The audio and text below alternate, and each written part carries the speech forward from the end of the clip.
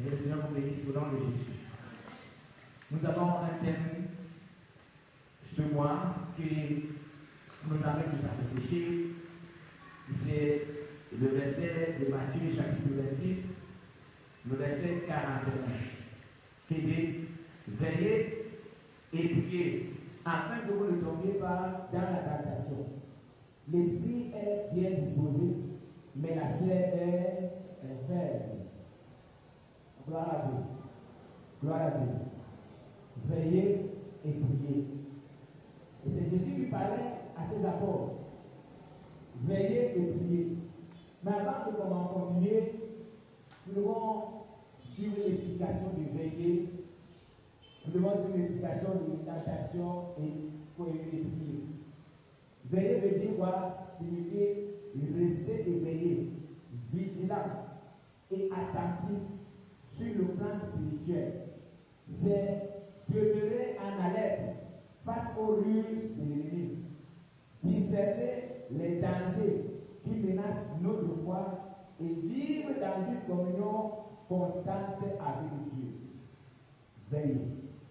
Je ne sais pas si vous avez déjà, vous êtes passé par certaines situations qui vous ont amené à ne pas dormir, à ne pas fermer les yeux la nuit.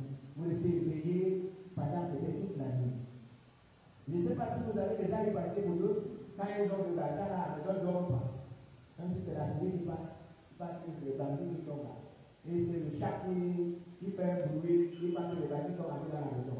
Je ne sais pas si vous avez déjà eu à garder un montant d'argent à la maison, et ça vous amène à veiller, à ne pas dormir, parce que vous avez peur qu'on vienne faire cesser, les bambous ne vont vous agresser.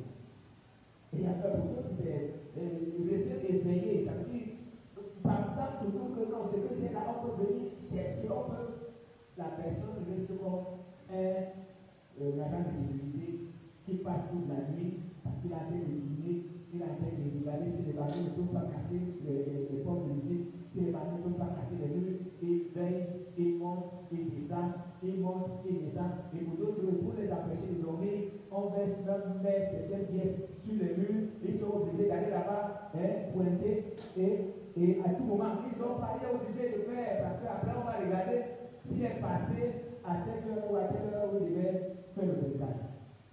Ce qui amène le gardien de sécurité ou de rester éveillé. Parce que à chaque heure, il doit faire le tour, et à chaque heure, il doit regarder si le bambou.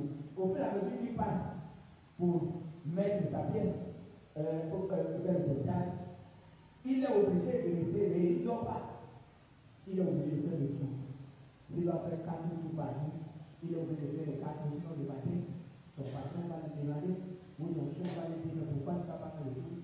Parce qu'on veut que cet agent de sécurité reste éveillé et ne fait pas le tour. Mais ce n'est pas le cas pour nous les chrétiens. Pendant que nous ne restons pas éveillés pour voir, est-ce que nous sommes encore dans la foi? Est-ce que nous marchons selon les principes du Seigneur? Est-ce que nous marchons selon la parole? Est-ce que la parole de Dieu nous demande de ne pas faire ceci? Est-ce que nous sommes pas en train de faire ça? Celui qui veille, il regarde sa vie tous les jours, il vient tous les jours. Et il regarde ce qu'il fait, ce qu'il parle, ce qu'il écoute, et ce qu'il pense. Est-ce que tout ça est en accord avec la parole de Dieu? Ça, c'est une bonne manière de vivre. Et quand il rentre le soir, il regarde comment il a marché. Et quand il sait qu'il a eu des problèmes avec les gens, il regarde si ce n'est pas lui qui était fautif. Et après, il faut qu'il cherche à reparler. Voilà la pensée de celui qui gagne. Il ne garde pas rancune. Parce qu'il sait qu'en gardant rancune, il ne peut pas prier. Il ne doit pas provoquer les gens parce qu'il sait qu'en provoquant, il peut chasser le Saint-Esprit. Il se bat pour ne pas pécher parce qu'il sait que s'il pêche, et cela c'est pas de Dieu. Voilà la réaction de celui qui veille. Il veille parce qu'il sait ce que Dieu attend de lui. Et il sait ce que Dieu a fait comme promesse le concernant. Il sait que s'il fait telle chose, il fait, Dieu sera content, il ne sera pas content. Mais les chrétiens ne viennent pas aujourd'hui. Les chrétiens parfois se lancent, embrassent le monde, marchent selon les principes du monde, selon les pensées du monde. Mais quand ils échouent, ils commencent à appeler Dieu. Et même chose, celui qui veille, il n'entre pas dans n'importe quel groupe et il ne marche pas avec n'importe qui. Parce que si vous marchez avec quelqu'un qui est mauvais, attention, il peut vous contaminer. C'est pour ça que la Bible dit que les mauvaises compagnies auront de bonnes mœurs. Il peut vous contaminer. Donc celui qui veille, il ne fait pas n'importe quoi, il ne va pas n'importe où. Il sait que s'il doit réussir, met son pied quelque part, là où le Saint-Esprit ne veut pas, le Saint-Esprit peut l'amener. Ce qui fait le frère, au jour, au fur et à mesure que le temps passe, parfois nous sommes en train de frustrer.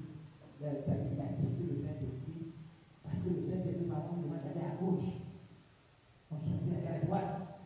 Il demande de nous asseoir, on peut faire debout. Il demande de donner, on peut faire garder. Il demande d'aider, on peut faire refuser d'aider parce que nous avons nos propres pensées et nous voulons marcher selon nos propres pensées. Celui qui veille ne met pas son pied sur lui. Non.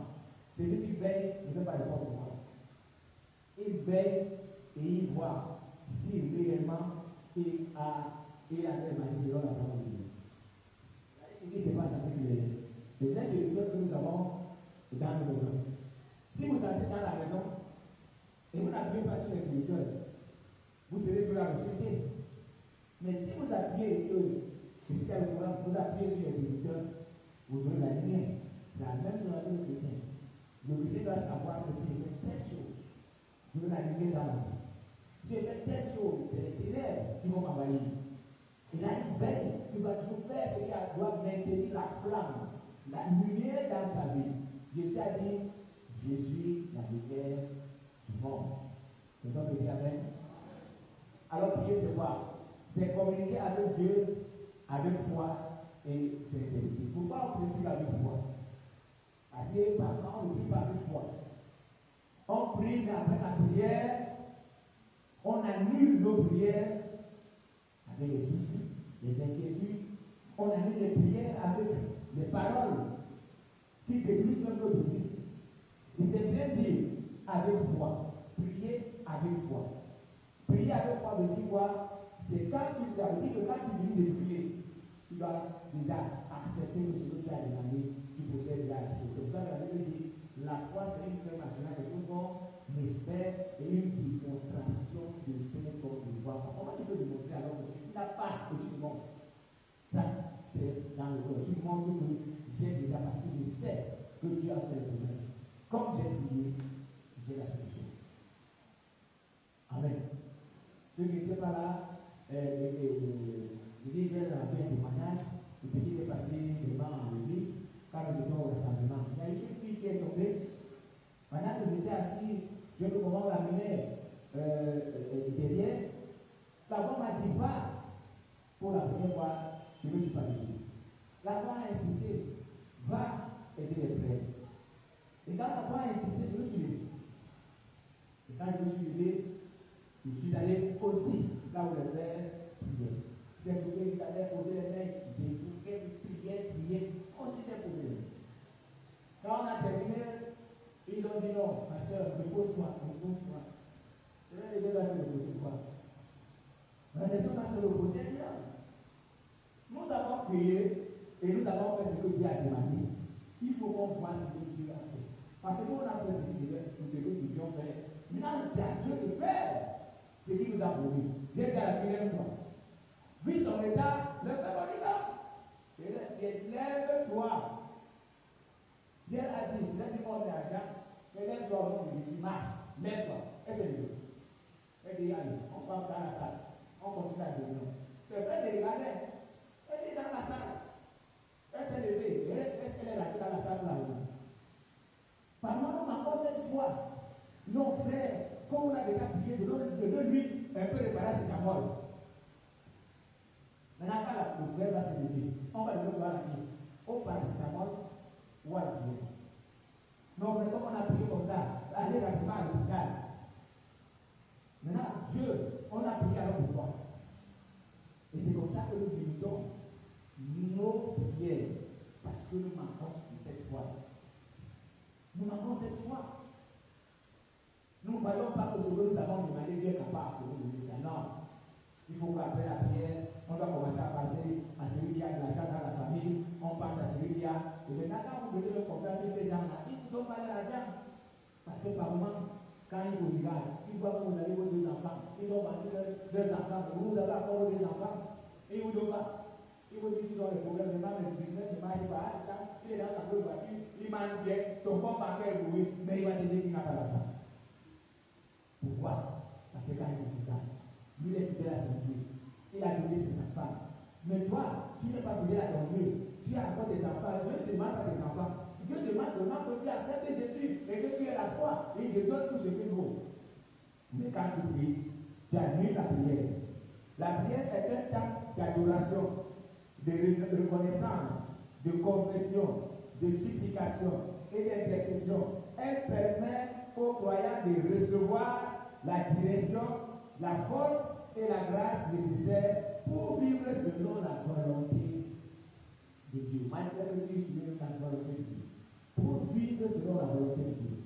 Par moment, nous sommes devant le Seigneur, mais nous ne connaissons pas sa volonté. Et c'est pour ça, c'est qu'il amène certaines personnes à élever les prières de colère. Non, tu avais dit, et vraiment, regarde, pas où je suis, tu avais dit, mais je n'ai pas. Seigneur, je l'avais dit, mais il ne parlait pas à voir. Seigneur, tu avais dit, oh, mais comme tu. On commence à dire, on va appeler à Dieu ce qu'il a promis. Parce que nous ne connaissons pas la volonté de Dieu. La volonté de Dieu est très importante dans nous. Tu peux demander à Dieu qu'il te donne quelque chose et il voit qu'en lui donnant la chose, ça peut te doyer de lui. Il ne te donnera pas la chose. Isaïe avait demandé l'argent, vous connaissez bien l'histoire. Mais quand il a donné, vous avez vu ce qui s'est passé. C'est comme s'il avait demandé la chose, pas autant que Dieu. Ils ont forcé. Ils ont demandé un seul roi. Ce n'était pas la volonté de Dieu. Dieu voulait continuer à rester et à demeurer leur roi. Et ils ont demandé un roi. Quand ils ont eu un roi, regardez ce qui s'est passé. Donc, par moment, laissons aussi Dieu faire en son temps. Parce que quand il fait en son temps, nous n'allons pas regretter, nous n'allons pas crier et il fait bien. Mais il y a un temps d'attente. C'est ce qui nous manque dans le chrétien. Le temps d'attendre par moment la réponse de Dieu. On veut comme un coup magique, c'est-à-dire tu demandes il faut avoir ça, tu demandes tout ce qui te donne tout ça. Un jour, je suis allé voir l'un de mes directeurs. Et il était en même temps Mongo, ça veut dire que l'un de mes cousins avait épousé une fille, et la fille là était comme sa propre fille. C'était pas son enfant, mais c'est une fille de la famille, mais il était comme le père de la fille. Donc je l'appelais Maman Mongo, et il était mon directeur. Un ministre arrive à son bureau, il dit, Mongo, dis-moi, si tu viens placer la petite aujourd'hui, tu vas dire pas de moi. Il s'est bloqué de moi, il m'a dit, tu vas dire, du coup, tu es avec moi. Il m'a dit, regarde, si il te donne tout ce que tu veux, la maladie ne gagne pas. Si il ne gagne plus, si il te donne ce que tu veux, il ne donne plus moi. Donc il faut que par moi tu viennes de voir. Vous pensez que si aujourd'hui, Dieu nous donne tout ce qu'on demande là, il nous verra encore. Hein? Et il ne verra plus. Et vous assure qu'il y a beaucoup de gens qui prient. Tu demandes la voiture à la donne. Tu demandes la chambre qui te donne. Tu demandes un mari qui te donne. Tu demandes ceci qui te donne. Après tu es là, tu as tout. La musique, les télé, tout. Tout le conformisme de ce que nous voyons maintenant là. Tu es d'accord?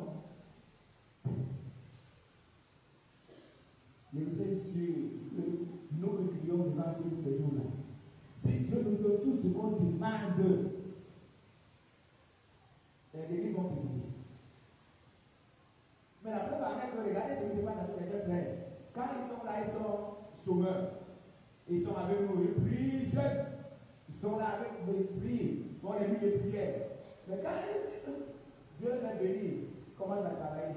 Il prête au précaire, il dit, vraiment, frère, quand il a du travail, je suis fatigué, donc il dit. Et quand il était fatigué, la famille, le tournait à la maison, là, et la famille, et il était là, il disait qu'il va se marier. Pour certaines sœurs, elle se mettait, le jeu fatigué pour le travail. C'est pas ça? Le jour fait le jeune parti au travail, parce qu'il va nous faire une journée sans manger 2 jours. Mon frère, on ne pas de courir, il ne peut pas. Mais si tu termines le travail, tu peux courir. Le jeune fatigue. Maintenant, quand elle est mariée, elle oublie qu'elle jeûnait. Elle a commencé à vraiment ma responsabilité familiale. Il y a des gens qui ne veulent pas que tombent dans le piège. Si tu as commencé avec Dieu, marche avec Dieu. Et s'il a commencé à te bénir, continue. Il continuera à te bénir au nom de Jésus. Maintenant, quand on arrive au niveau de la tentation est toute sollicitation, ou toute incitation à désobéir à Dieu et à commettre le péché. Elle peut provenir de nos propres désirs, des influences du monde ou des attaques de Satan. La tentation n'est pas un péché en elle-même, c'est le fait décider qui conduit au péché. Quand par exemple vous êtes devant une situation, je ne sais pas si c'est une belle fille que tu as même un garçon, ou c'est l'argent que tu as vu devant tu veux rouler. Quand tu regardes déjà l'argent, tu es tenté, tu n'as pas encore péché. Mais quand la pensée commence déjà à monter, parce que déjà celui qui passe, qui fait comment? Il a déjà commis. C'est là où ça commence. C'est dans le cœur. Ah, voilà l'argent que vous voulez. Et celui qui vole a toujours des idées. Je peux voler, mais on ne voit pas. Aucun voleur ne veut qu'on le voit quand il a été volé. Chaque voleur qui veut voler, tout le monde quand vous avez fait ce jour-là, chacun de vous a toute la pensée que le voleur ne va pas le voir. On regardait toujours les hommes. Mais personne ne pense à Dieu qui, comme vous savez de voler, ça ne peut pas. Oui. Que Dieu. C'est pour ça que vous voyez que dans les entreprises, on met les caméras. Les caméras partout. On met les caméras et il y a des gens qui regardent ces images, qui visionnent. Quand ils arrivent peut-être le matin, ils vont passer tout ce qui s'est passé la nuit. Et ce qui fait par moment qu'on attrape les voleurs. Les voleurs. Maman, on a des caméras cachées. Et là, ils sont en train de voler, ils ne savent pas. On a fait ça, ils voient l'usine. Les gars sont partis voler. Et le premier qui a vu la caméra, le premier qui a vu, il est parti à sauver les autres. Il venait voler le matériel publicitaire. Chacun venait à son tour. Les agents de sécurité. Et c'est à travers les images qu'on voyait que voilà celui-ci a volé ce bout, celui-ci a volé ceci, celui-ci a volé ceci. Et il y avait la caméra. C'est ce qu'ils avaient regardé. Ils ont regardé à gauche, ils ont regardé à droite, ils n'ont vu personne. Et chaque fois que quelqu'un allait regarder à gauche, il regardait à droite, personne. Et il y avait la caméra qui a poussé et qui envoyait les images. Et là où il fallait, pour que ceux qui viennent de matin consultent et voient ce qui s'est passé la nuit. Nous sommes les malheureux frères. Quand nous pensons regarder ce que les hommes arrivent, on regarde devant les hommes. On ne voit pas ce Dieu-là. La Bible dit veiller. Ça, c'est une formule que Jésus a donnée. Si tu veilles, tu pries, tu te regardes en tentation. Ça veut voir quand il demande à Pierre, il n'a pas prié pendant 1 heure seulement. Quand Pierre s'est levé, il constate qu'on a attrapé son maître. Il a sorti l'épée. Il n'a pas prié. Il a coupé l'oreille de quelqu'un. Jésus a coupé l'oreille, il a mis en place. Il n'a pas prié. Vous n'avez pas prié pendant 1 heure. Mais il voulait seulement 1 heure. En tout cas, il n'a pas parlé de ça. La Bible dit, ainsi alors, Jésus dit, veillez, priez. Il nous enseigne que la vigilance spirituelle et la prière sont 2 moyens essentiels pour résister à la tentation. Donc, veiller et prier qui fait résister à la tentation. Nous sommes sujets à la tentation tous les jours. Je dis que tous les jours, même nous sommes des pasteurs. Avant, pour nous, la mort, c'est grave parce que le diable sait. Et s'il nous attrape, c'est fini. Il va disperser les péchés. Parce qu'il suffit qu'un pasteur commet une bêtise, l'église est vide. C'est pour ça qu'il est derrière le jour et nuit. Il envoie ses agents jour et nuit. Mais la formule est de veiller. Donc, savoir maintenant, quand, même à la maison, quand tu as ton mariage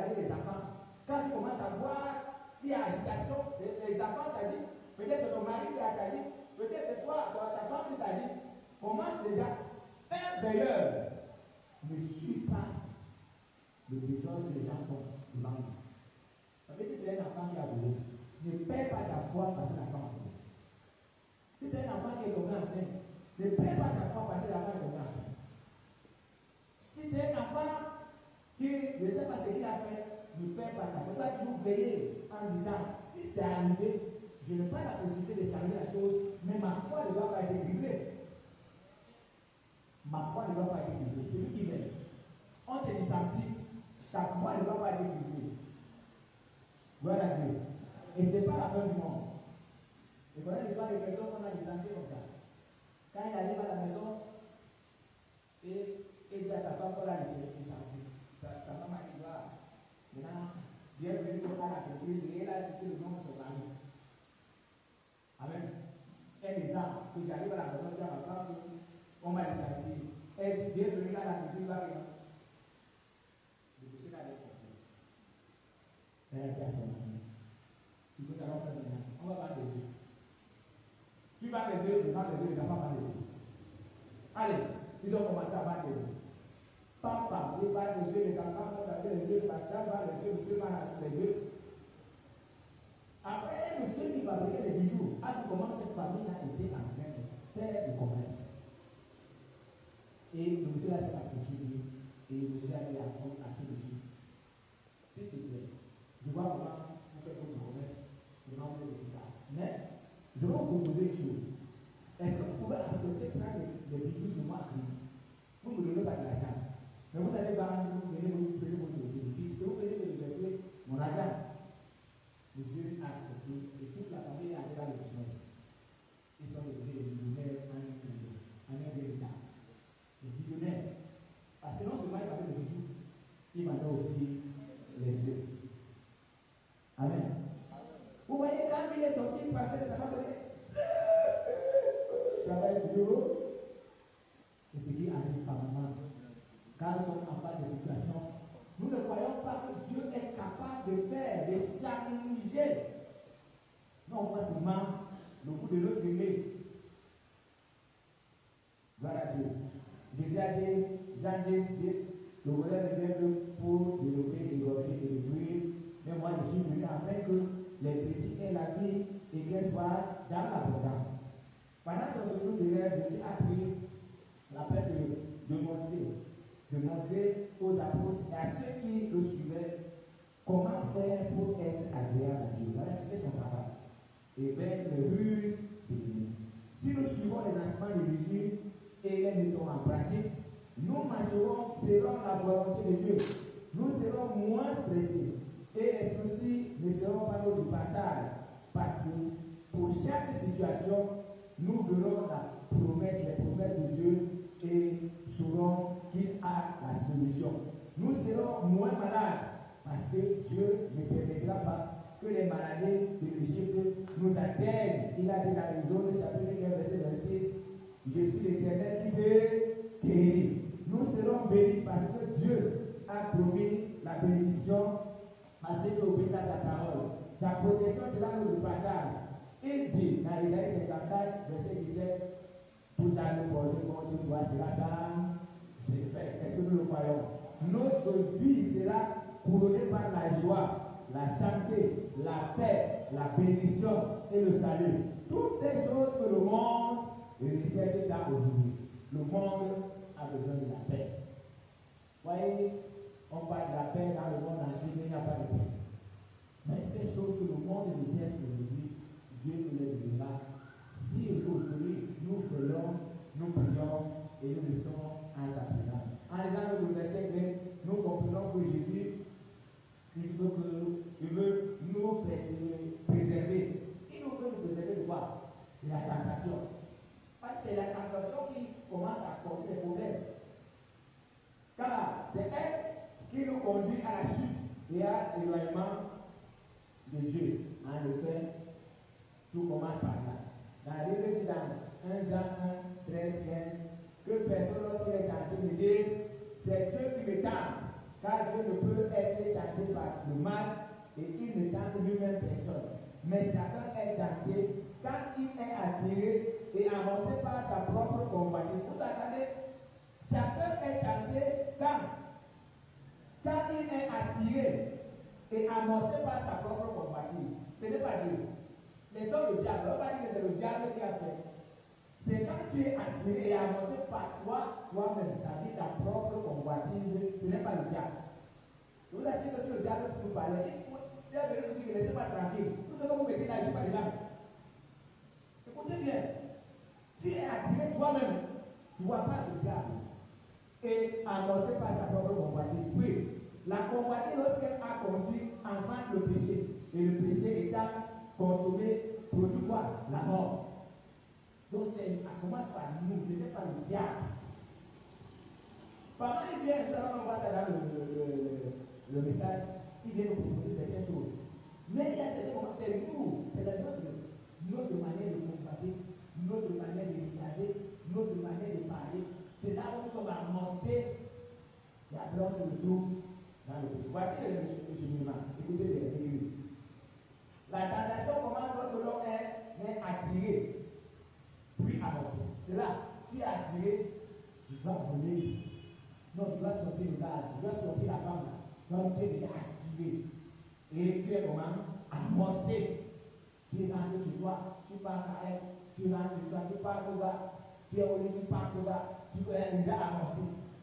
Maintenant, peut-être qu'il t'a dit, il a prononcé les paroles qui te font, tu passes au gars, tu es déjà amorcé.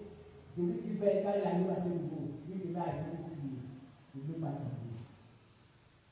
Mais parmi vous voyez les gens, un chrétien, il commence, il est amorcé un jour. 2 jours, il doit amorcer. 3 jours, il doit amorcer. 4 jours, il dort. Avec qui ne veille pas. Même à la maison, tu vois que ton mari ou ta femme est colérique un jour. Tu ne veilles pas. 2e jour, tu as dans la gare, toi aussi. Tu deviens colérique. Tu n'as pas veillé. Quand il est colérique, toi, tu n'as pas de colérique. Voilà les pensées de celui qui veille. Ton père est colérique, il est fâché, il arrive à parler, toi tu veilles. Celui qui veille agit comme ça. Ta femme va voir quand tu veilles. Parmi ceux qui sont dans la maison, il faut des gens qui veillent. Dans le foyer, il faut quelqu'un qui veille. Si c'est à cause du salaire, à la fin du mois, que vous avez des problèmes, comme mon collègue m'avait dit, pasteur, moi je suis quitté derrière les problèmes de prière. Je suis quitté derrière les problèmes. Je dis pourquoi? Il dit que quand je prends mon salaire, je donne ça à mon mari.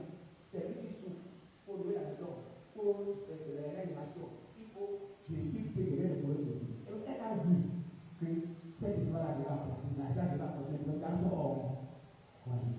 Et elle a préféré donner l'argent à son mari, son salaire. Elle est ingénieure. Et son salaire à son mari, et c'est son mari qui vient. Et elle dit qu'elle est derrière le problème. Quand j'ai besoin d'argent, c'est lui qui fait. Les gens qui ont un problème, c'est lui. Et son mari qui me dit, je suis quitté derrière les problèmes. Est-ce que tu peux quitter derrière les problèmes? Papa, courez. Le mari est. C'était pas lui qui font ça. Le mari est fâché. Il allait le sortir. Est-ce que son mari avait le bavardage? La compagne hors de la barrière.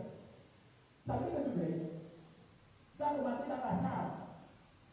Au lieu d'arrêter ça dans la chambre, il est au salon, tu sors, les enfants sont au salon, tu sors là, tu veilles. Tu ne veilles pas. Celui qui veille, c'est sa langue et sa bouche. Il ne parle pas n'importe quoi. Il gère les problèmes du foyer dans la chambre et non devant les enfants. Parce que ce qui fait par moment, vous voyez, c'est des parents. Il a des enfants ingénieurs. Il a des enfants docteurs. Mais il ne peut même pas marier chez lui. On se pose la question, qu'est-ce qui se passe? Regardez comment ce monsieur traitait leur maman à la maison. Moi, je vous pose pratiquement. Si quelqu'un gifle votre mère devant vous aujourd'hui, vous allez faire quoi? Hein? Vous qui avez encore les parents, si on gifle votre maman ou votre papa devant vous, mais les hommes giflent les femmes devant les enfants. Vous savez ce qui se passe avec les enfants? Ils vous disent rien parce qu'ils sont encore chez vous. Mais demain, les gens vont faire ça. Si vous ne faites pas ça. Il y a un enfant qui était avec sa mère à celui que le gendarme l'a fait arrêter sa maman, qui était encore. Et on a pris la maman et l'enfant là, on les a amenés à la gendarmerie. L'enfant a été là, on était allé menacer sa mère, on menaçait sa mère, il voyait.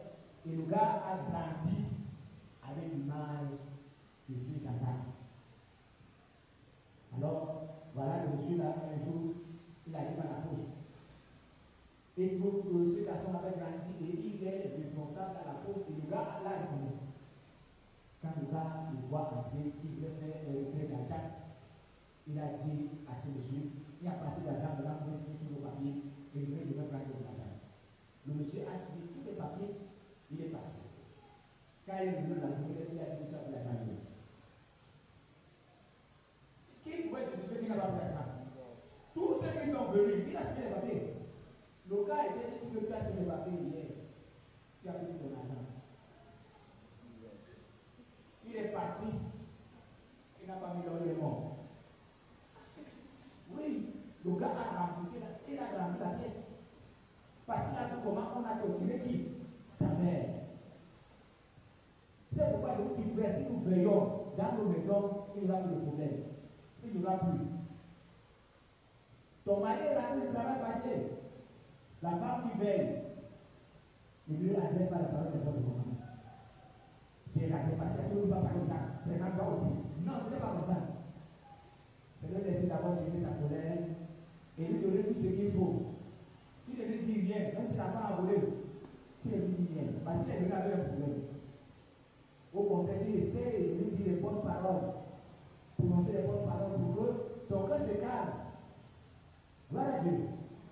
Maintenant, quand il sera calme, il a mangé, peut-être qu'il allait se coucher, même comme ça, le gars, tu es toujours facile. Même quand tu lui demandes qu'est-ce qui se passe, tu avais les bonnes paroles, chérie, c'est comment ne pas fâcher. Donc, le droit de discuter alcoolique, tu vas la dire, la personne ne peut pas parler, avec ta colère. Une femme qui veille à faire sa bouche, ne dit pas n'importe quoi. Parce que souvent, c'est cette bouche qui sépare les hommes. Parce qu'on ne veille pas, les paroles sont pop. Après, on va regarder par exemple, vraiment, ce que j'ai parlé là, vraiment, c'est l'alcool. Or, c'est quand il y a l'alcool. Mais si tu veilles, est-ce que tu vas boire de l'alcool pour frustrer les gens? Non! Non, c'est l'alcool qui m'a donné à bavarder.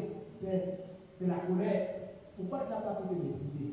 Celui qui veille ne se fâche pas et ne détruit pas quand il est fâché. La Bible nous demande de ne pas nous fâcher et que le soleil ne se couche pas sur notre nom. Dieu sait. Parce que si le soleil se couche dans la nuit, tu auras les mauvaises pensées. Tu auras les mauvaises pensées. Si quelqu'un t'a énervé à 18h, tu es toujours fâché, 20h, commence à voir, quand tu vas te coucher à 21h, c'est quoi manger dans ta tête. Tu vas réfléchir comment tu vas répondre à ce monsieur demain. Tu vas réfléchir comment tu dois rentrer. À minuit, quand tu te réveilles à cause des mauvaises pensées qui montent, il n'aura pas de bonnes pensées. Essayez de le voir. Si c'est un problème qui est dans le foyer, et si tu es couché fâché, monsieur est au lit, il a dit de passer comment il va pas racheter le matin. C'est pour ça qu'il faut arrêter ça dans le lit. Voilà tout. Celui qui veille ne dort pas. Et maintenant, quand tu dors fâché, tu peux pas bien avoir le bon faire de parce que les esprits vont venir alors. Les esprits vont venir alors de donner le conseil. Et c'est que, à quoi arriver dans la nuit, tu peux voir que la femme que tu as dit de dire, je vois que c'est ta femme, dans la nuit, il y a le diable qui est sorcière. Ça va avoir la situation. Quand il va te libérer le papier, je savais que tu fais une sorcellerie. Cette nuit, le Seigneur m'a montré, ce n'est pas le Seigneur. Quand tu es église, ce n'est pas le Seigneur qui va venir te parler. C'est le diable qui viendra.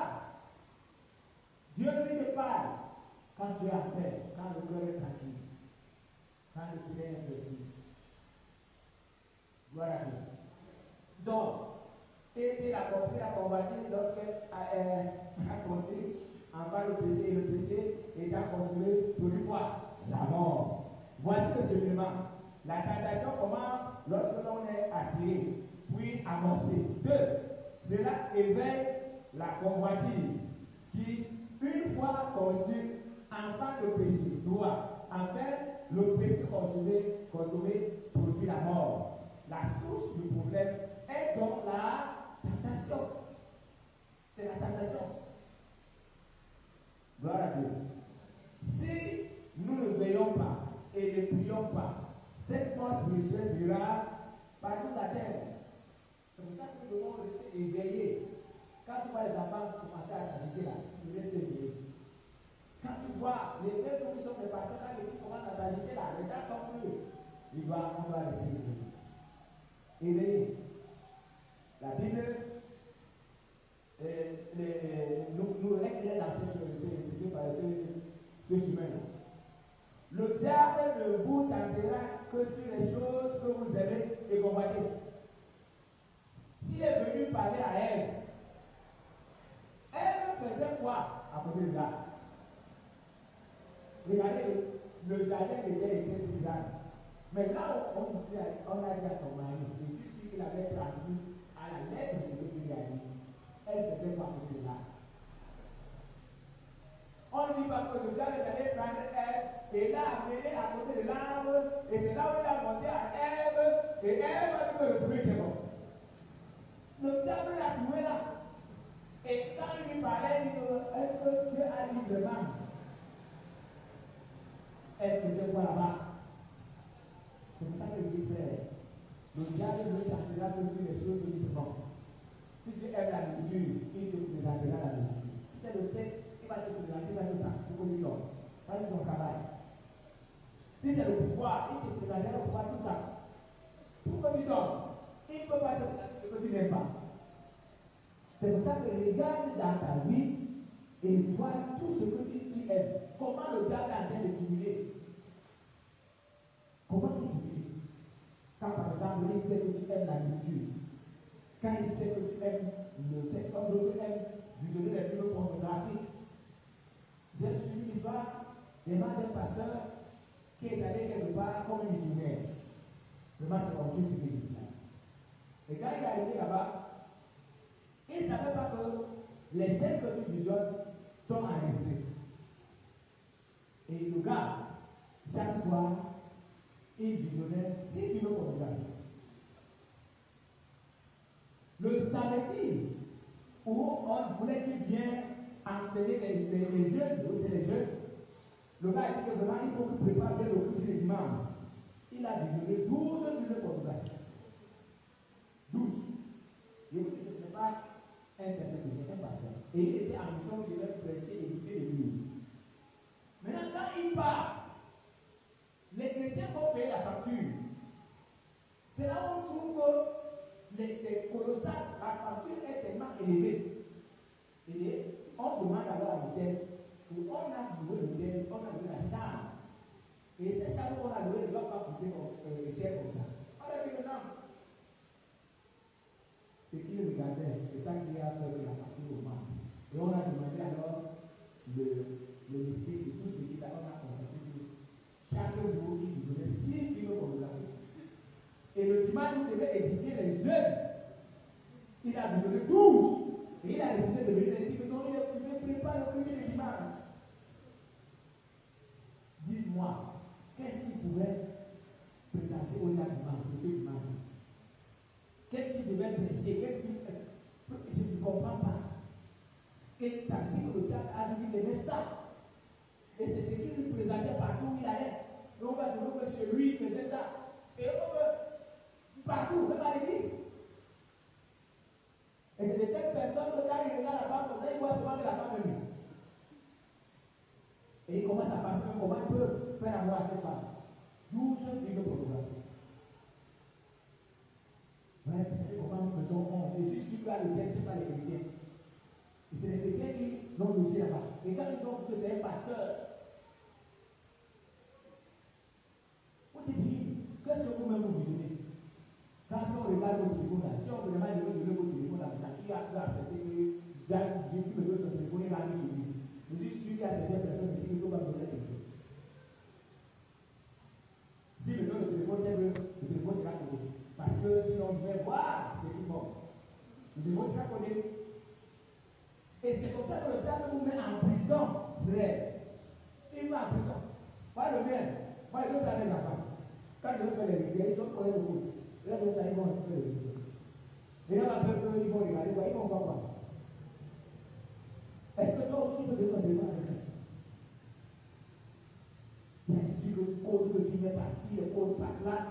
Et si tu oublie ça quelque part, tu peux rapidement chercher. Parce que tu as peur qu'on peut. Le diable ne t'attendra que sur les choses que tu aimes. Vos maris là, les hommes, décoder vos téléphones. Vos femmes peuvent entrer dans vos téléphones sans problème. N'ayez pas peur. Si vous mettez les codes, les femmes n'entrent par là-bas, c'est un problème. Et vous, les femmes aussi, cessez d'aller chercher le problème dans les téléphones. Vous ne savez pas. C'est lui qui fait ne cherche pas les problèmes. J'ai suivi l'histoire d'un monsieur et il était allé me poser avec les gens, il disait, la femme que j'ai là, si ma femme n'a pas, je vais trouver encore la femme comme ça. Il dit que si ma femme, on me dit que ma femme est à droite avec un homme. Il dit qu'il va prendre le fruit à gauche. On ne peut pas voir. Est-ce qu'il y a des hommes qui peuvent faire ça? Il dit qu'il va prendre le côté gauche. Parce qu'il ne veut pas voir, parce que la femme qui a dit qu'il ne peut pas, il ne sait pas s'il peut trouver une femme comme cette femme-là. Un homme qui veille ne pioche pas le téléphone de sa femme et le téléphone de son ami. La femme qui veille ne fouille pas le porte-monnaie de son mari. La même chose, l'homme, il ne doit pas aller fouiller parce que c'est le problème que tu cherches. Quand tu vas chercher ce qu'on a caché, c'est que tu cherches le lien. C'est que c'est le problème. Ah, je suis allé vous envoyer. Quand tu vas chercher ce qu'on a caché, c'est que c'est un problème que tu cherches. Même les enfants, si votre père a caché, vous allez chercher, c'est le problème que vous cherchez. Et comme je disais un jour, quand tu ne connais pas les familles, c'est quand tu es intégré à la femme de cette chambre, tu ne veux pas te voir dedans. Là, quand vous ne pouvez pas casser la chambre, elle est partie. Pourquoi? Elle va chercher le problème. Maintenant, si tu marchais avec ton mari, tu aimes ton mari après, on va dire, je suis une femme ici. Elle m'a dit là où je suis, elle veut brûler la moto de mon mari. Elle dit, mais tu as fait quoi? Il y a quoi? Elle dit, j'ai fouillé son téléphone et j'ai trouvé un message. Et le message disait, et c'est une femme qui disait que notre enfant est malade. Toi, tu as l'air de chercher quoi pour le faire? C'est toi qui es parti chercher le problème. Tu es parti chercher le problème. Le problème dormait là-bas. Quand tu es parti le réveiller, maintenant tu subis les conséquences. Celui qui fait ne cherche pas le problème. Est-ce qu'on peut parler pour le Seigneur? Alors, il y a quelques choses qui sont très importantes, comme je disais, c'était les choses qui attirent votre regard. Voilà. Ce que vous entendez, ce que vous entendez, ce que vous n'avez pas utilisé pour vous entendre, ce que vous entendez, ce que vous regardez, ce que vous pensez et ce que vous touchez. Il ne vous forcera jamais à pécher, mais il vous proposera de le faire. Il ne force jamais personne. Regardez dans la Bible, il a forcé qui? Personne. Il vient demander de proposer. Jésus, toi, quand tu ne vois pas que si je peux, tu dis à Jésus devant moi, je viens. Regarde tous les royaumes. Quand il vient demander, il dit, est-ce que tu as dit que on ne veut pas manger le cœur de l'air à commencer à parler, il ne force personne. Tu es tombé dans la formulation, tu n'as pas forcé. Tu as volé, tu n'as pas forcé. Tu es parti chercher un païen pour faire les enfants. Il t'a pas forcé. C'est toi qui as été annoncé. Il y a d'autres qui sont fiers de porter les païens, d'avoir les païens, ils ne savent pas que cet enfant devient un blocage demain quand ils auront besoin de se marier. Et ces gens-là, et c'est là où je dis que les hommes sont puissants, ils font des enfants avec des femmes et ils les abandonnent. Même quand il va faire un enfant avec une femme, il prend soin de la femme, il ne pousse pas l'enfant, pardon, il ne pousse pas la femme, c'est un problème qu'il a créé. C'est un problème. Parce que si demain cette femme se marie, c'est elle le problème qui va être. Est-ce que l'homme là va aider cet enfant? Il y a d'autres qui disent, bon, si tu veux que tu épouses, il faut remettre l'enfant à son père. Maintenant, la femme n'est pas prête à remettre l'enfant à son père. Parce que le père n'aime pas l'enfant, le père ne parle pas soin de l'enfant. Voilà, elle est bloquée aujourd'hui, on ne peut pas se marier. Ce n'est pas le dire aux femmes. Il dit à nos jeunes filles, n'acceptez jamais faire un enfant avec quelqu'un qui ne vous a pas dit. Même si vous avez 30 ans, ne dites pas que le temps passe. Ne dites pas que le temps est passé. Pourquoi vous dites pas même? Il y a d'autres qui sont le temps est passé. Il faut faire un enfant parce que le temps passe. Le temps passe, tu sais que tu vas mourir à quel âge? Dites-le si Dieu t'a gardé 100 ans. Et tu as 30 ans. Tu le sais combien? 70 ans. À 70 ans, ce n'est pas ce qui s'est passé. Ce n'est pas ce qui s'est passé à 70 ans. C'est pour ça que dit souvent aux chrétiens, la Bible dit, la crainte de l'Éternel augmente les jours. Ne soyez pas pressés. Restez éveillés et marchez avec Dieu. Quelqu'un avec moi? Si tu es avec moi, acclame pour le Seigneur.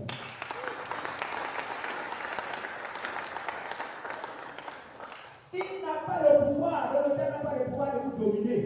Parce que Jésus-Christ vous a donné le pouvoir de le dominer et de le vaincre. Quelqu'un peut dire Amen? Cependant, si vous acceptez ces propositions, vous tomberez dans ces pièges et il vous dominera. Il vous fera pécher contre Dieu, car c'est son objectif. Vous éloignez de Dieu vos sources de vie, vos sources de bénédiction et de succès. Son rôle est de traîner les gens dans la perdition. Les deux choses sont importantes. Alors, il y a la connaissance de la parole de Dieu pour celui qui veille, et il y a la mise en pratique de la parole de Dieu. Maintenant, me dit Amen. Celui qui veille doit avoir ces deux choses. Connaître la parole de Dieu et mettre en pratique la parole de Dieu. Maintenant, me dit Amen. Les deux vont de pair. Si tu parles la connaissance, tu veux la démarre et tu ne pratiques pas, c'est un problème. C'est un problème. Jacques nous dit de ne pas se donner à écouter, mais nous devons faire comment mettre à la parole en pratique. Donc, les deux vont de pair. Pratiquer l'une et laisser l'autre mettre inévitablement à la suite. Deux exemples. Il y a Ève, Adam et Ève.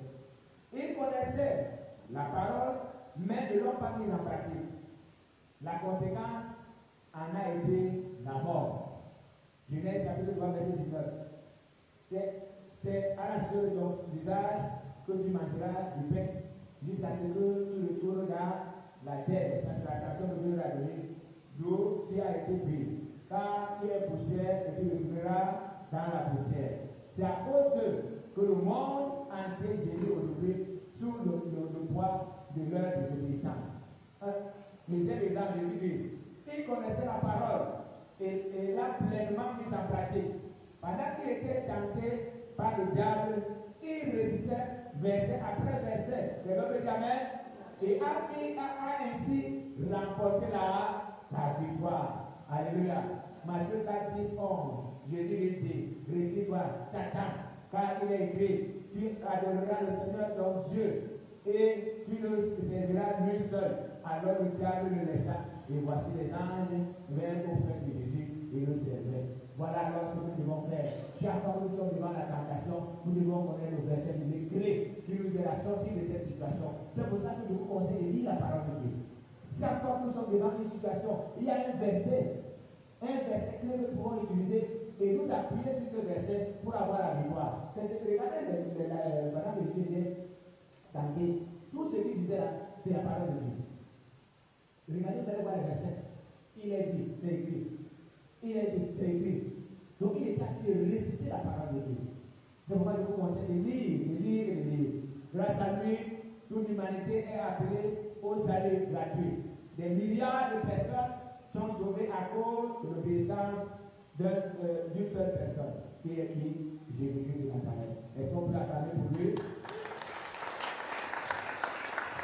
Jacques 1, 22 dit, mettez en pratique la parole et ne vous bornez pas à l'écouter en vous trompant vous-même par de vos raisonnements. Le contraire des deux exemples, dans notre Adam et Ève, la théologie sans obéissance. Isabelle, la théologie exacte.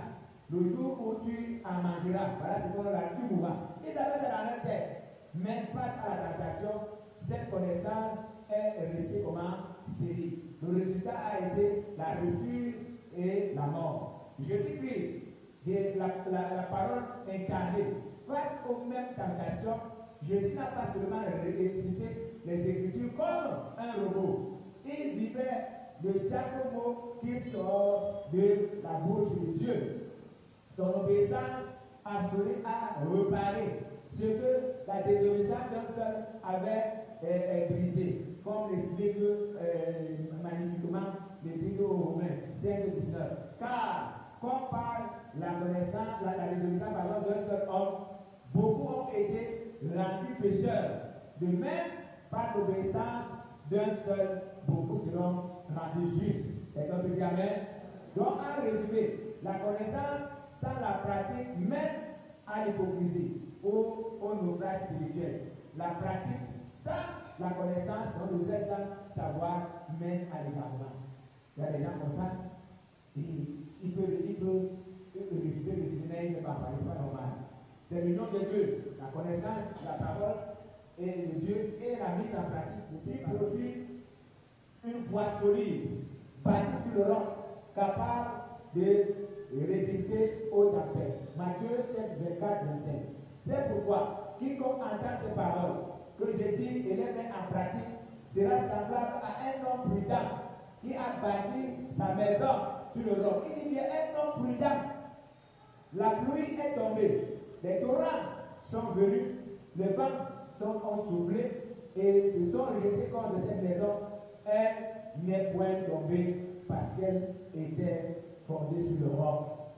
Frère, quand je suis venu habiter ici pour la première fois, j'ai appelé mes cousins qui faisaient le génie civil et je leur ai dit que je vais construire une petite maison là pour habiter, je voulais.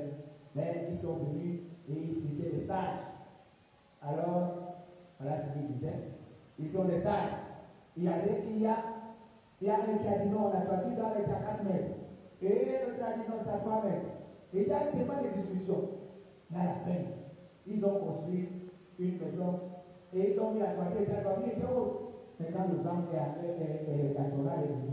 La Torah a ramassé, a enlevé toute la toiture. Il était un village. Il était déjà avec moi. Je vois là, je vois que la toiture, c'est l'eau qui tombait, la pluie qui tombait sur moi. Tout ce qui est là, c'est moi. Tout ça, c'est parce que chacun voulait faire ce qu'il voulait. Et bien, ils ne se sont pas entendus. Ils ne se sont pas entendus. C'est comme ça que j'ai perdu beaucoup de choses. La pluie sur tout ce que j'avais. Et le lundi qui suivait, il y avait plein de spécialistes. Alors, je suis allé chercher là, avec certains jeunes cousins qui étaient là. Je suis allé chercher ces techniciens-là. Nous avons fait une sapin et on a gardé dessus. Et c'est pendant qu'on construisait l'église qu'on a vu la sapin là. Elle a fait des années. Il n'y avait plus de techniciens. Il n'y avait plus. Parce que tous ceux qui sont venus là, ils n'ont pas bien travaillé. Il y a des gens comme ça. Donc celui qui est prudent, je vais vous dire amen. Et celui qui est prudent, il veille. Et quand il veille, il ne fait pas n'importe quoi et il ne va pas n'importe où. Je vais vous dire amen. Je vais vous dire amen. Si vous êtes fatigué, je m'arrête. Hein. Donc, la pluie est tombée, les torrents sont venus, les vents ont soufflé et se sont jetés contre cette maison. Elle n'est point tombée parce qu'elle était fondée sur le roc. Et le roc là, c'est Jésus. Pour vous, aujourd'hui, c'est Jésus. Nous devons bâtir une maison et nous devons veiller. Veillez, frère. Celui qui veille ne tombe pas dans la tentation de n'importe comment. Celui qui veille, il ne va pas n'importe où. Celui qui veille, il ne parle pas n'importe où. Ils ne sont pas n'importe quelle parole de sa bouche. Celui qui veille ne lit pas n'importe quoi. Celui qui veille ne regarde pas n'importe quoi. Celui qui veille ne se fâche pas n'importe comment. Parce qu'il sait que tout ce qu'il fait a des conséquences. C'est là le problème. La Bible dit, Hébreu 12, pardon, 1. Nous donc aussi, puisque nous sommes environnés d'une si grande nuée de témoins, rejetons tout fardeau et le péché qui nous environne si facilement et courons avec persévérance dans la carrière qui nous est ouverte. Donc, courons avec persévérance. Quand on dit que quelqu'un persévère, ce n'est pas quelqu'un qui vient faire, il vient aujourd'hui, il ne vient pas demain. Et le grand problème que nous avons avec les prières, nous ne persévérons pas. Même dans la marche, nous ne persévérons pas. Facilement, on se fatigue, facilement, on se décourage. Même quand nous sommes à la fin du tunnel, donc sortie du tunnel, on se fatigue, on arrête de prier, on arrête de servir le Seigneur. Facilement, on se décourage même pour des choses qui n'ont pas de sens. Donc ici, Paul conseille aux Hébreux de courir avec persévérance. Quel est le problème de Dias? La persévérance. La persévérance et la persévérance. Ce verset nous rappelle que le péché peut facilement nous entourer et nous faire tomber. Cependant, il nous encourage à courir avec persévérance dans la carrière qui nous est ouverte. Celui qui a ouvert cette carrière est comme un qui c'est Christ. Suivons-le. Suivons ses enseignements et mettons-les en pratique. Alors, notre vie sera transformée et nous guidera, nous conduira et nous soutiendra à chaque étape de notre vie. La Bible dit également dans Matthieu verset 40, et il vint vers les disciples qu'il trouva endormis et dit à Pierre, vous n'avez pas pu veiller 1 heure avec moi. Celui qui veille doit comprendre que Jésus-Christ désire que nous veillions avec lui. Au moins 1 heure chaque jour. Durant ce temps, nous pouvons prier, intercéder, adorer, louer, rendre grâce à Dieu, méditer sa parole et écouter sa voix. Il y a des choses qui nous manquent là, écouter la voix de Dieu. On peut lire la parole de Dieu, mais il y a des moments pour écouter, pour méditer, rendre grâce. En bas, il est difficile de rendre grâce parce qu'on va toujours que non, ce qu'on a demandé, on n'a pas eu. Ce qu'on a demandé, je n'ai pas donné. On est difficile de rendre grâce. Et pourtant, la Bible dit d'abonder en action de grâce. Parce que la vie que nous avons ce matin, qui a acheté cette vie-là? Personne. Qui nous a acheté ce vie? Personne. C'est parce que vous avez déjà eu un malade qui est allé à l'hôpital et on demande de payer l'oxygène qu'on a utilisé pour le secourir. Frère, c'est beaucoup d'argent. Beaucoup d'argent. Quand on a gardé ce sujet, c'est l'argent qu'on pointe par heure, par minute, on pointe. À la fin, la facture est comme ça. Si Dieu nous vendait l'air que nous respirons là, il dit que personne ne va acheter ça. Vous demandez l'air que nous sortons. Tous les matins, même quand nous sommes en train de dormir, l'air sort. Nous sommes là. Si Dieu nous vendait la vie, qui pouvait acheter la vie?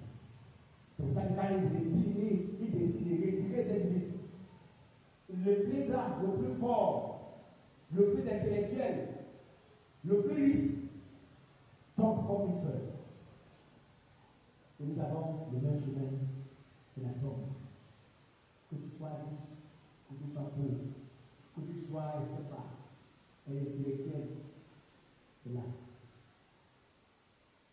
J'ai écouté un documentaire à Metz où les gens brûlent le corps.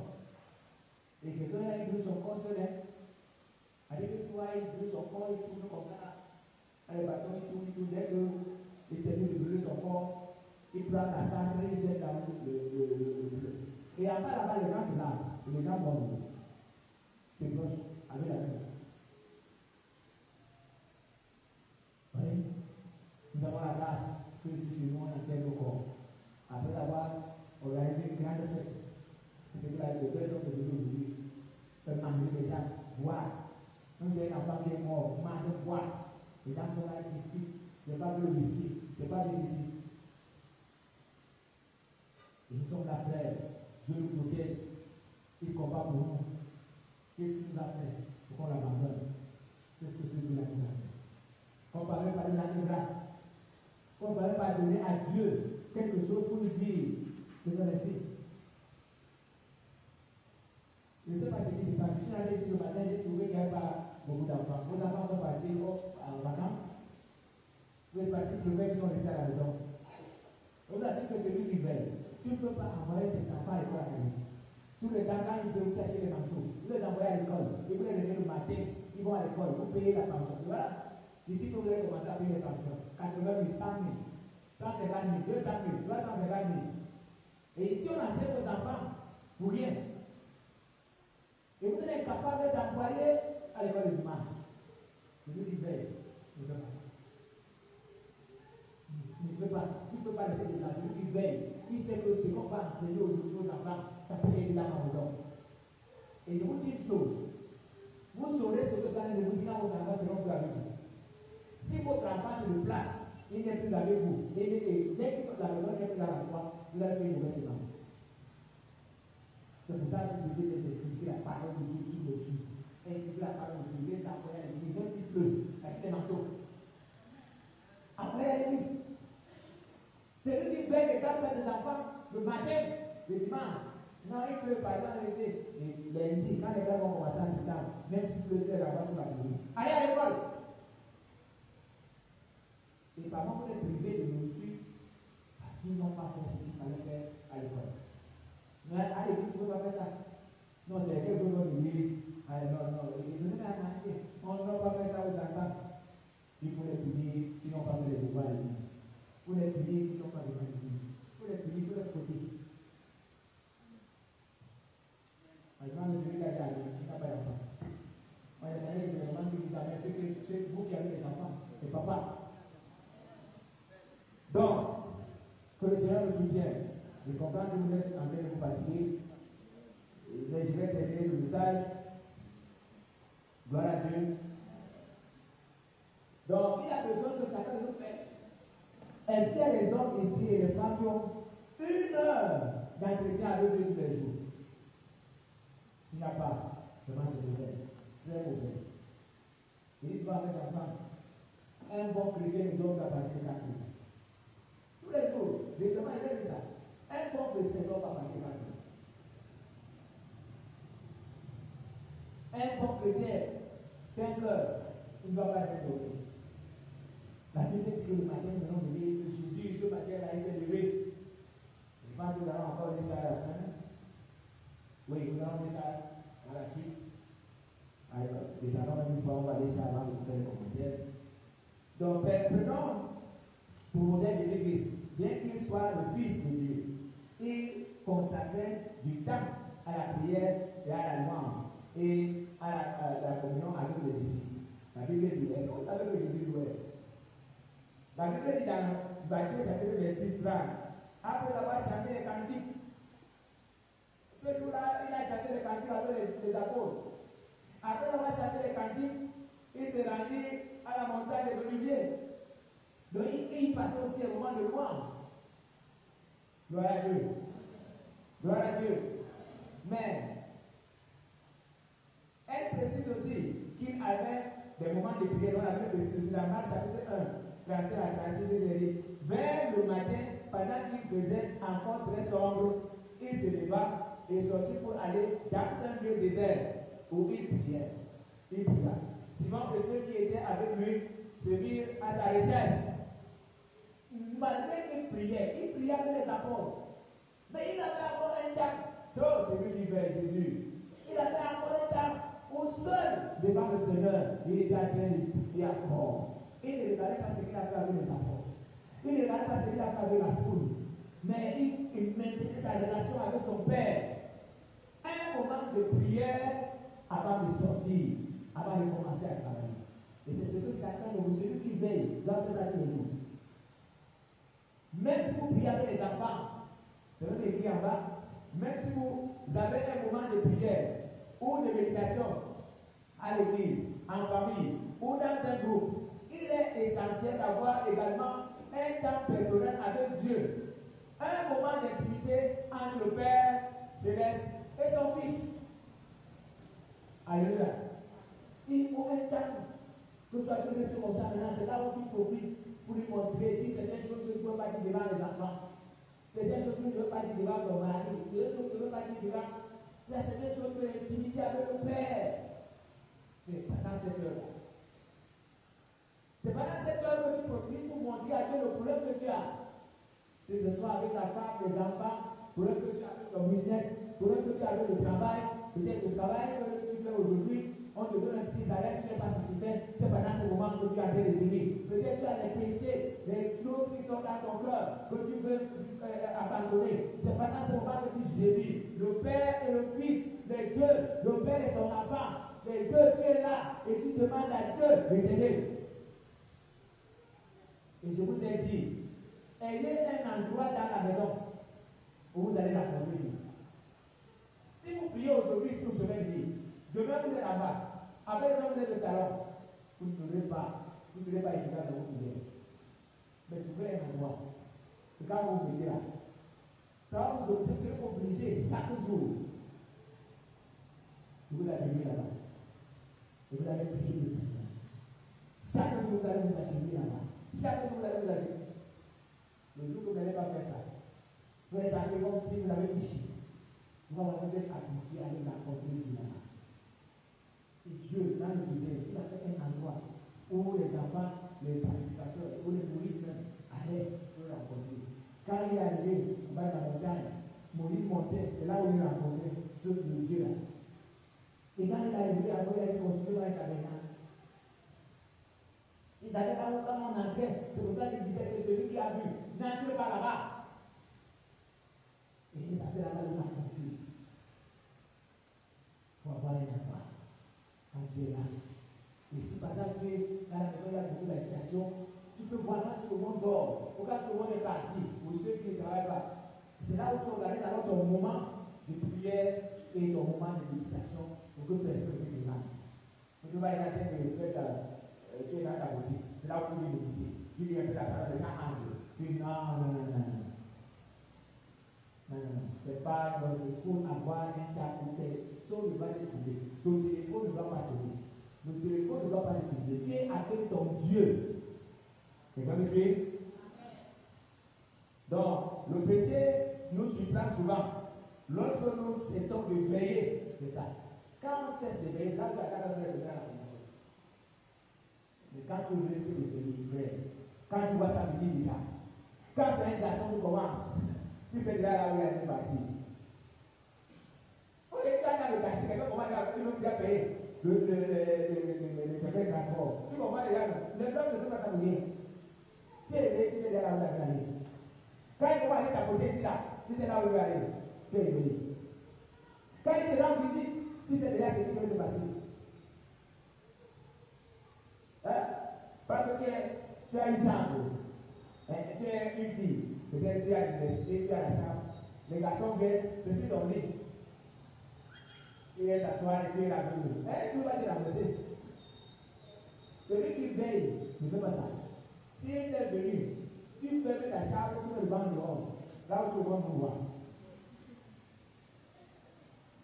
C'est ça celui qui veille. Tu ne mets pas le banc dehors. Parce que le premier le deuxième jour va venir avec les yeux, ferme les yeux. Pendant que tu as fait les yeux, tu attends seulement derrière pour nous. Après, il va venir dire, il n'a pas veillé. Il n'a pas veillé. Je ne dis pas ça pour les jeunes, même les mamans. Les mamans qui sont faibles. Quand ils vont pouvoir se parler là, si tu vas venir à risquer, pas. Ne laisse pas ton corps, on va aller toucher là.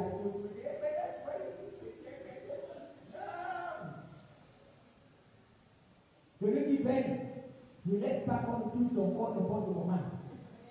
Parce qu'on peut le toucher là, ça réveille des sens. Mais si tu ne veux pas passer, regarde la vérité. Même les mamans, elles ne sont pas plus fortes que vous. Elles sont fabriquées avec le terre et elles portent la chair. Est-ce que vous me matin?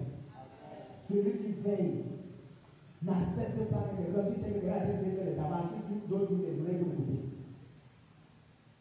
Dieu nous a donné quelque chose, la parole de Dieu. Quand j'ai cru, j'avais les paroles. Avait commencé à lui expliquer, je vais te comprendre. Oh Seigneur, pour la malgré toutes ces femmes, elles me commandent. Il m'a donné la sagesse. Quand ces femmes venaient, je commençais par ir l'église. Les habitués ne vont pas de les fornicateurs ne vont pas de quand ils voient la gente, ils disent, oh Seigneur, c'est comme ça. Je fais ces choses. Un jour, le gars m'a petit.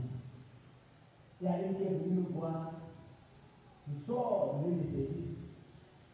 Je la trouve dehors. Elle voulait, il n'avait jamais vu une comme ça. Elle était vêtue, il n'avait jamais vu une comme ça. Mon cas fait fuir. Alors, le Simari traverse la route avec elle. Il y avait un gars là. J'ai trouvé l'un de mes collègues, il était assis. Ils sont assis là. Dès qu'ils ont commencé, ils ouvraient la bouche pour prêcher l'évangile. Frère, la beauté que j'ai vue à l'entrée, voyez que ça brille là, le billet bleu. Son père est devenu, les habits que je faisais, les habits que vous voyez, le mouvement. J'ai dit, ah, si vous avez la parole, et je t'ai dit, comme tu vois, je suis là. Je suis là. Donc, quand on t'a dit, on se dit à l'eau, tu vois mon cousin qui a eu le taxi, il dit à mon cousin, laisse-moi avoir la route. Quand j'ai vu mon cousin après, il me dit, qu'est-ce que tu as fait à cette femme? Il me dit, mais elle a voiture, elle fait comme ça. Oh, je suis belle. Oh, je suis belle. Qu'est-ce que tu as fait à la femme? J'ai utilisé la parole de Dieu. Si je n'utilisais pas la parole de Dieu,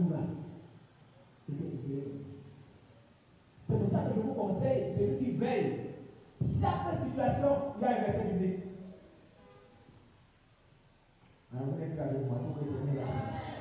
Chaque situation, il faut un verset. Chaque situation. Le péché ne suit pas souvent parce que nous cessons de veiller. C'est pourquoi Jésus nous appelle à demeurer vigilants, à persévérer dans la prière et à rester attachés à sa parole. Une vie de communion quotidienne avec Dieu nous fortifie, nous aide à résister à la tentation et nous permet de marcher fidèlement dans la voie que Jésus-Christ a préparée pour nous. Quelqu'un peut dire Amen? Jésus-Christ veillait, priait. C'est pourquoi il avait toujours la victoire sur le péché, la tentation, la persécution, le rejet, les insultes, le mépris, la honte et la souffrance.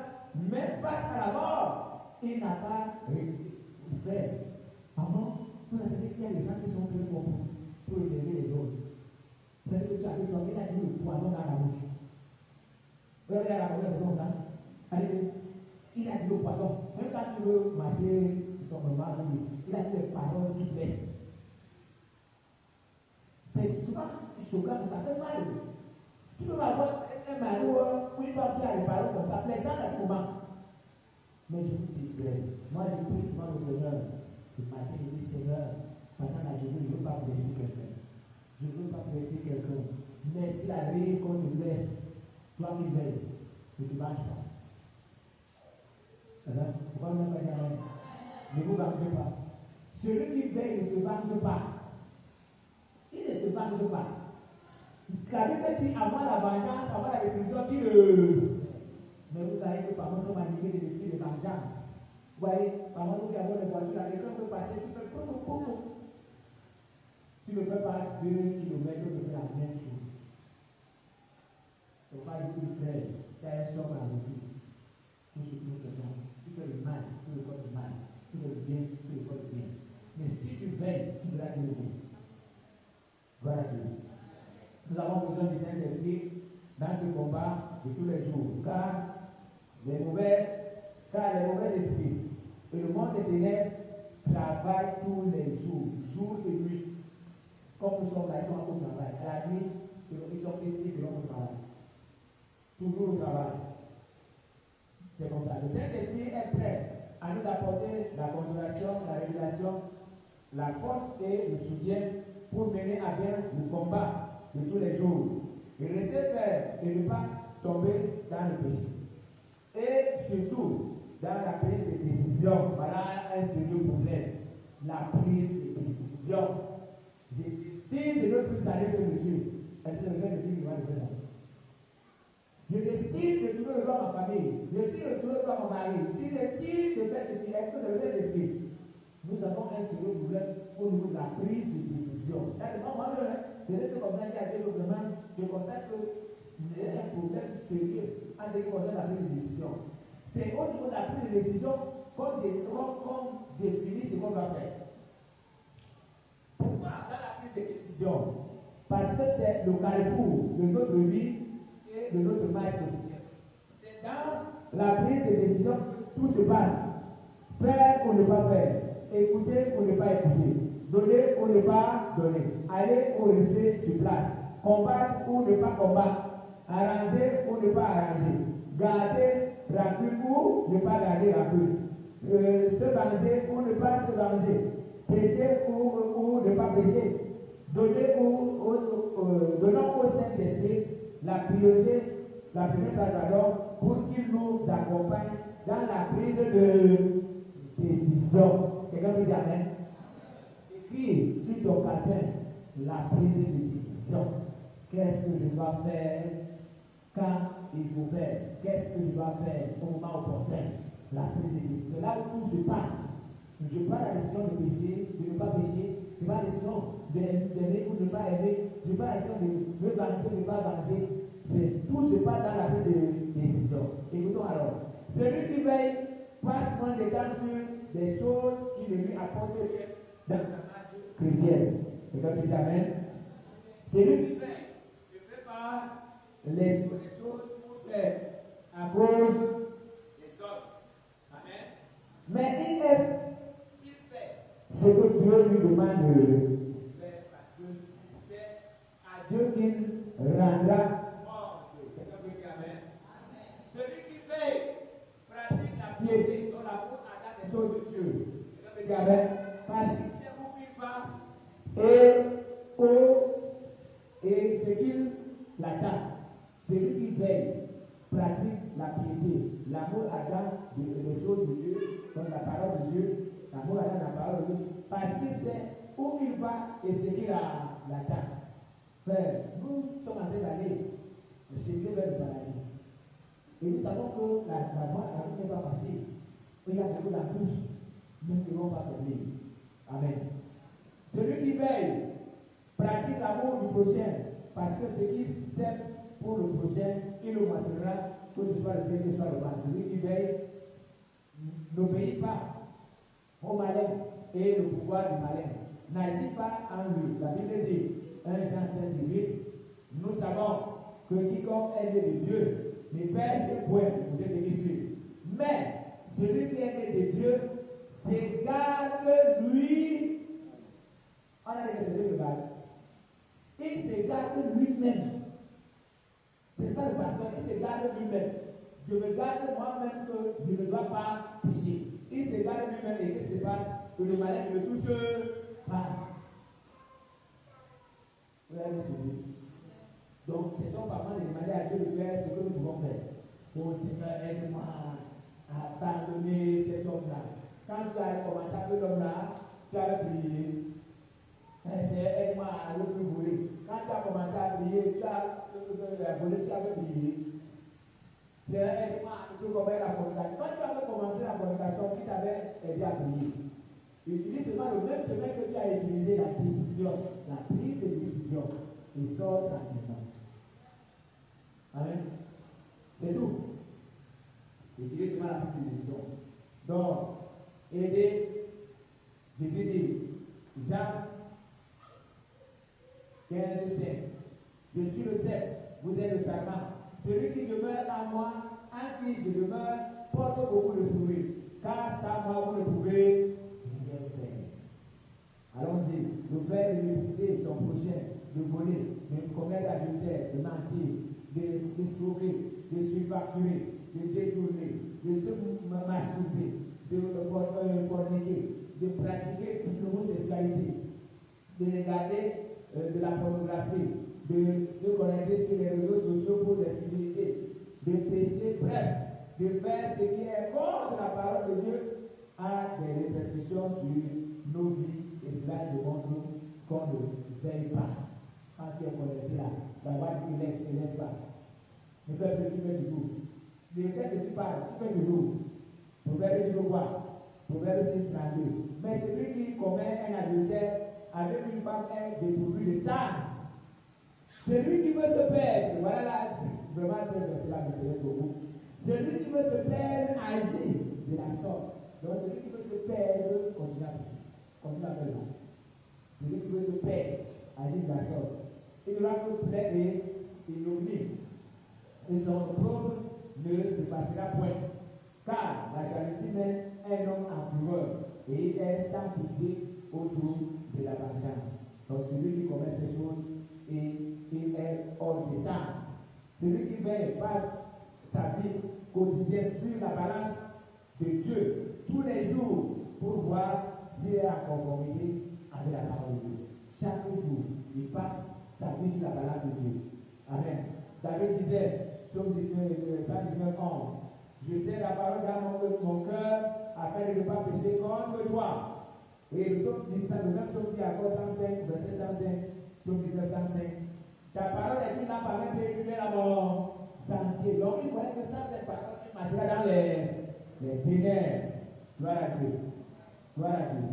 Il y a un conseil que Dieu avait donné à Caïn. Dans le livre de Genèse, chapitre 4, verset 6 à 8, l'Éternel dit à Caïn, pourquoi es-tu irrité et pourquoi ton visage est-il abattu? Certainement, si tu agis bien, tu relèveras ton visage. Et si tu agis mal, le péché se couche à la porte et ses désirs se portent vers toi. Mais toi, domine sur lui. Cependant, Caïn adressait la parole à son frère Abel, mais comme il était dans le champ, Caïn se jeta sur son frère Abel et le tua. Donc il n'a pas écouté le conseil de Dieu. Dieu avait averti à Caïn que le péché est couché. Il va d'abord. Et c'est ce qui se passe avec chacun de nous. Si on veille, on ne va pas tomber. Dieu, par exemple, nous avait dit, le gars que tu as, le vol que tu veux faire, là où tu veux aller, il le dit toujours. Mais dans notre vitesse, comme les enfants d'Israël, nous faisons ce que nous voulons. Quand il a refusé d'écouter Dieu, il a préféré faire sa propre volonté et a tué son frère. De même, comme nous l'avons le plus haut, le péché nous enveloppe si facilement et se tient couché à notre porte tous les jours. Mais si nous veillons, nous révélerons notre visage comme Dieu l'avait promis à Caïn. Celui qui veille n'est pas surpris par les situations ni les événements. Celui qui veille, il n'est pas surpris parce que Dieu lui parle vraiment. Veiller et prier nous épargne de la chute et de la mort spirituelle. Comment reconnaître qu'on ne veille pas? Il est facile de s'en rendre compte car on manifeste alors le comportement suivant, les comportements suivants. On critique facilement les autres. Celui qui ne veut pas passer dans la terre, il faut comporter les autres. On ne va pas critiquer les autres. On ne se voit pas mal. Alléluia. Écoutez bien. On ne voit pas le mal qu'on fait aux autres tout en réclamant le respect et la considération. Ça veut dire, toi tu fais le mal aux autres, mais tu ne vois pas ça. Tu ne veux pas qu'on te respecte et tu ne veux pas qu'on te considère. On donne la place que tu veux. Non, ça veut dire que tu ne veilles pas. On estime toujours avoir raison devant les autres. Non, il faut aussi reconnaître par exemple que tu as tort. On comptabilise tout le bien qu'on fait aux autres. Si Dieu aussi comptabilisait ce qu'il te donne, ce qu'il fait pour toi là, tu devrais t'en sortir. On demande jamais pardon. Il y a des gens comme ça. Ah non, c'est pas qu'il a raison, c'est moi, toujours il a raison, il a raison. Il dit qu'il demande pardon. Pardon, il faut demander pardon quand tu n'as pas tort. Pour que la relation ne soit pas rupture. Mais là, c'est celui qui veille. On prie régulièrement sur les gens. Ça veut dire que tu vas bloquer là. Parfois, tu cries sur les gens. Et tu cries. Parce que moi, tu vas crier à reprocher les gens. Non. On réclame de l'amour, mais on est incapable d'en donner. On refuse de rendre service sous prétexte que le monde est méchant. On cherche toujours à se mettre à l'écart. On ne lit pas. Et on ne lit pas la parole de Dieu. On ne prend plus le moment de prière et de jeûne. On médite le mal contre les autres. On est animé par un esprit de vengeance. On murmure contre les autres. On est hanté par les convoitises et le mépris. Il y a beaucoup de choses, mais je suis arrivé là. Donc ça veut dire, c'est là où on reconnaît qu'on ne veille pas. Celui qui ne veille pas a un cœur rempli de mauvaises pensées. Mais celui qui veille a un cœur rempli d'amour. Dieu dit dans le livre de Joël 2, 12, 13, maintenant, encore, dit l'Éternel, venez à moi de tout votre cœur, avec des jeûnes, avec des pleurs et des lamentations, déchirez vos cœurs et revenez à l'Éternel, votre Dieu, car il est compatissant et miséricordieux, lent à la colère et riche en bonté, et il est sur le banc des mots qu'il envoie. Revenez de tout votre cœur. Le Dieu fidèle est capable de vous transformer et de vous guérir de vos blessures. Le cheminement que Dieu nous montre aujourd'hui est clair. Veillez, priez afin de ne pas tomber en tentation. Restez éveillés, vigilants et attentifs sur le plan spirituel. Demeurez en alerte face aux ruses de l'ennemi. Discernez le danger qui menace votre foi et vivre dans une communion constante avec Dieu. Priez et communiquez avec lui avec foi et sincérité et par le Saint-Esprit. Acte 2, 27 3, car je vous ai annoncé tout le conseil de Dieu, ça n'est rien caché. Que le nom du Tout-Puissant soit béni à jamais. Amen. Nous sommes prêts à acclamer pour le Seigneur. Là, je vais te par rapport à ce que tu as entendu, là où tu n'as pas veillé, là où tu t'as reproché, dis quelque chose à Dieu. Demande à Dieu la force. Demande à Dieu qui t'aide à reconnaître sa voix. C'est souvent important de connaître que c'est Dieu qui parle. Nous prions au Seigneur. Père, nous bénissons.